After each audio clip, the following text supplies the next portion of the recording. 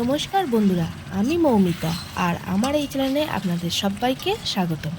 চিকেনের তো বিভিন্ন ধরনের রেসিপির মধ্যে সবথেকে জনপ্রিয় হলো এই আলু দিয়ে মুরগির ঝোল, যা প্রায় প্রতিটি বাঙালির ঘরে ঘরে ছুটির দিনে রান্না হয়ে থাকে। সেই জন্যই আজ আমি আলু দিয়ে চিকেনের ঝোল বানিয়ে দেখাবো আপনাদের। এটি খেতে খুবই টেস্টি হয়, গরম ভাতে খেতে খুবই ভালো লাগে।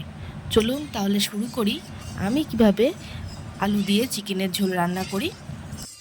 প্রথমে কড়াইতে সর্ষের তেল গরম করে নেব, তারপর ওই তেলে মাংসের জন্য কেটে রাখা আলুগুলো এক এক করে দিয়ে দেবো।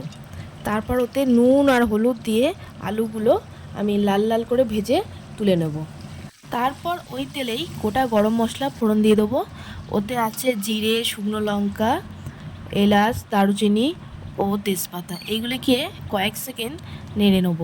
একটা সুন্দর গন্ধ বেরোলেই তার মধ্যে পেঁয়াজ কুচি দিয়ে দেব। পেঁয়াজগুলো লাল লাল করে ভেজে নেওয়ার পরে তারপর ওতে এক এক করে রসুন বাটা, আদা বাটা, জিরে, কাঁচা লঙ্কা, শুকনো লঙ্কা বাটা, টমেটো কুচি দিয়ে নাড়াচাড়া করে নেব ভালো করে। তারপর ঢাকা দিয়ে রাখবো 1 মিনিট, যাতে টমেটোগুলো ভালো করে সিদ্ধ হয়ে যায়। এরপরে ঢাকনা খুলে মশলাটা একটু নাড়াচাড়া করে নেব। তারপর একটা পাত্রে আমি টক দই, নুন, হলুদ, চিকেন মশলা ও একটু চিনি মিশিয়ে ফেটিয়ে রেখেছিলাম, সেটি কড়াইতে দিয়ে দেব।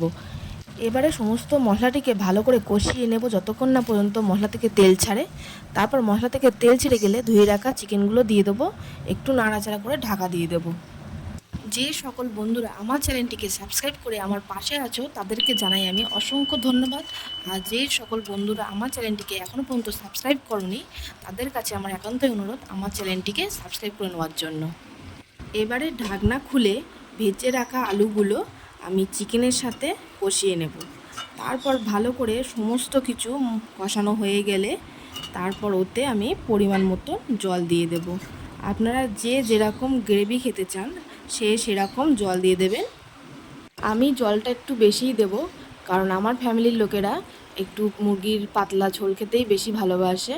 দেখুন আমি এতটা পরিমাণে জল দিয়ে দিলাম, আপনারা যে যেরকম খাবেন সে সেরকম পরিমাণে জল দিয়ে দেবেন।